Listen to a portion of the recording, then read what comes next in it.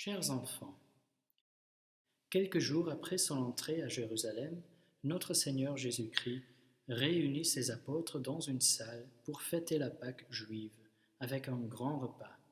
C'était un jeudi qu'on appelle le Jeudi Saint. Nous le fêterons demain.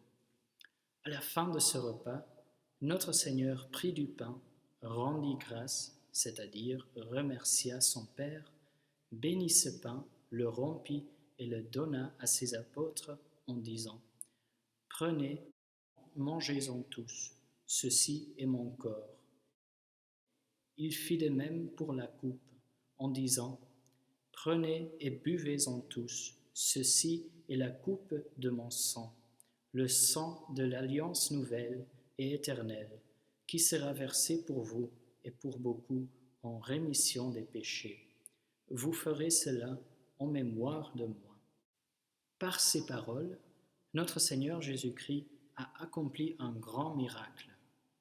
Le pain est vraiment devenu son corps et le vin est vraiment devenu son sang.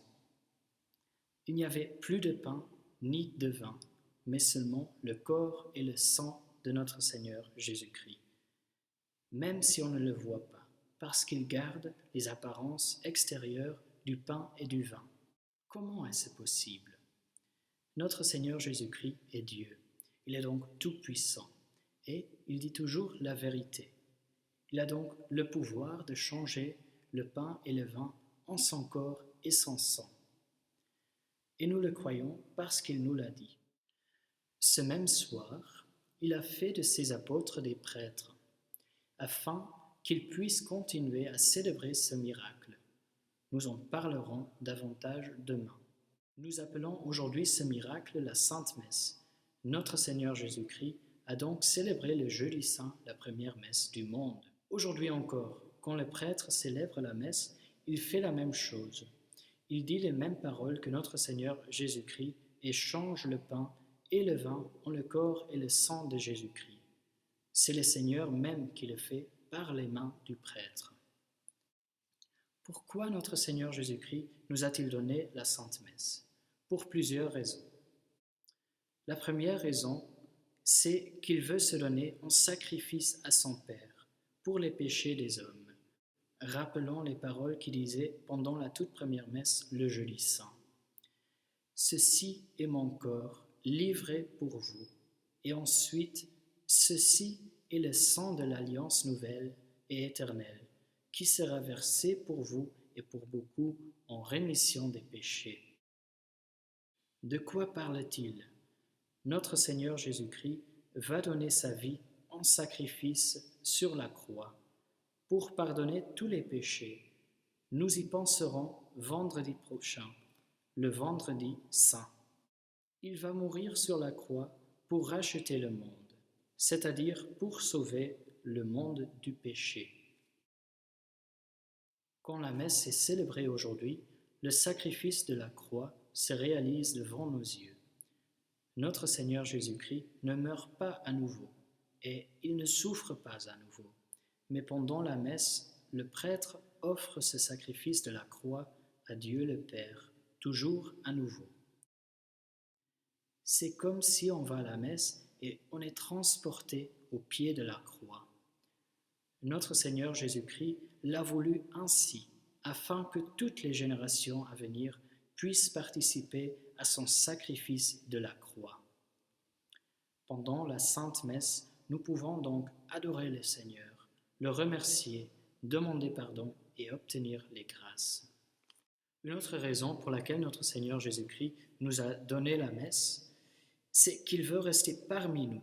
Dans toutes les églises du monde, nous conservons les hosties consacrées dans le tabernacle. Le tabernacle est comme une petite maison, placée sur l'autel. Si nous voyons une petite lumière qui est souvent rouge près de l'autel, nous savons que notre Seigneur Jésus-Christ est présent dans le tabernacle de cette église et qu'on peut être proche de lui, on peut l'adorer, lui parler, lui demander ses grâces et le remercier dans nos prières. C'est pour cela qu'on fait une génuflexion quand on rentre et qu'on sort de l'église ou quand on passe devant le tabernacle. Allons donc souvent à l'église pour visiter notre Seigneur Jésus-Christ. Il veut être parmi nous. Il a promis, je resterai avec vous jusqu'à la fin des temps. Mais il n'y a pas seulement ça. Notre Seigneur Jésus-Christ nous a donné encore plus, pas seulement d'être proche de lui, de pouvoir participer à son sacrifice sur la croix, mais on peut même communier, c'est-à-dire recevoir la Sainte Communion, donc le corps de notre Seigneur Jésus-Christ. Pour survivre, l'homme a besoin de nourriture, mais son âme aussi. Afin que notre âme reste vivante et ne se perde pas dans le péché, nous avons besoin de la Sainte Communion, qui est la nourriture de l'âme. Quand nous recevons la Sainte Communion, notre Seigneur Jésus-Christ entre dans notre cœur. Là où il y a Dieu, le mal ne peut pas être. Donc il faut qu'on communie bien souvent. Communier nous aide à éviter le mal, à être plus proche du bon Dieu et donc nous aide à aller vers le ciel. L'Église fait l'obligation aux catholiques de communier au moins une fois par an, au temps de Pâques. Mais on peut bien sûr le faire tous les dimanches ou même tous les jours. Parce que la communion est un cadeau si grand, il est très important que nous nous y préparions le mieux possible. Dieu, la beauté infinie qui n'a aucun péché, ne peut pas entrer dans une âme pécheresse. Ce serait même un péché de plus, de recevoir la Sainte Communion dans un état de péché grave. Alors, si nous nous approchons à l'autel du Seigneur et allons communier, n'ayons pas des péchés graves sur notre conscience et recevons notre Seigneur Jésus-Christ dans un cœur pur. Allons faire une prière. Pensez à tous ceux pour qui vous voulez prier, surtout ceux qui n'ont pas accès au sacrement que notre Seigneur Jésus-Christ nous a donné. Au nom du Père et du Fils et du Saint-Esprit, ainsi soit-il. Notre Père qui es aux cieux, que votre nom soit sanctifié, que votre règne arrive, que votre volonté soit faite sur la terre comme au ciel. Donnez-nous aujourd'hui notre pain de chaque jour. Pardonnez-nous nos offenses, comme nous pardonnons à ceux qui nous ont offensés. Et ne nous laissez pas succomber à la tentation, mais délivrez-nous du mal. Ainsi soit-il. Je vous salue Marie, pleine de grâce. Le Seigneur est avec vous. Vous êtes bénie entre toutes les femmes, et Jésus, le fruit de vos entrailles, est béni.